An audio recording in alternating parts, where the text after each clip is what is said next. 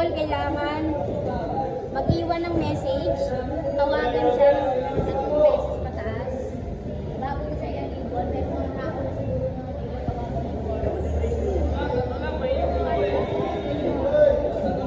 sa reschedule naman, kailangan si Consignee ang nagpa-reschedule, hindi kayo. Pag-call lang, walang mga text. Well, basta siya yung nagsabi na reschedule. Kabataan ng Consignee. Oo, kasi mamaya tawagan sila. Hindi naman ako nagpa-reschedule nun si Ryder. Hindi ma'am, paano kung sakali? Unable lang. Huwag niyong itatag ng iba. Pag hindi matawagan, unable. Pag reschedule naman, kailangan Nag-risk ka ba?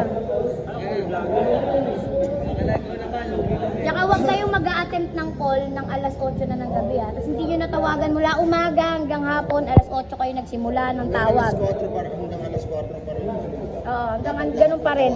Basta walang tawag na alas 8 na ng gabi yung tawag ha. Tatawagan nyo to umaga pa lang. Para umaandar yung ano niya. Ganun pa rin. Pag text lang na sinabing text sa reschedule, tapos walang Okay lang yun. Oo, basta may message siya. Pag 3 false marking na naman tayo sa isang linggo, magkakaroon na naman ako ng warning letter. Kahit sino sa inyo, basta 3 warning sa isang linggo. Tapos kapag ang courier naman, ang delivery rate niya is 50% pababa, magkaka-warning letter din siya. Kaya magtulungan muna kayo sa area nyo na mapataas yung delivery rate ng bawat isa. Tapos yung nagtatag ng 20 parcel, unable. kailangan may ibang tag na. Ay 30 parcel pala sa unable, magkakaroon ng warning letter si courier. Kung puro highway naman at may proof naman, Sobrang kamote na yan. ay di naman na tayo kulang eh. Hindi na yung nangyayari, kaya kailangan itakbo talaga. Kung kulang sa tao, di hatiin kung ilang kayo nandito.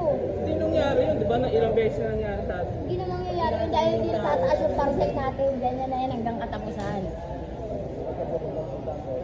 Yung rejected ng 20 peraso, dira naman yon. Hindi naman nangyari na 20 ang reject. Mawi-waive lang yung penalty. Alam nyo na kung paano. Kailangan 85% ang delivery. Ninyo Bawat isa. bawat isa. Ibig sabihin, pag ka-85 lang, pwede na yan. Pwede na, basta walang pwede.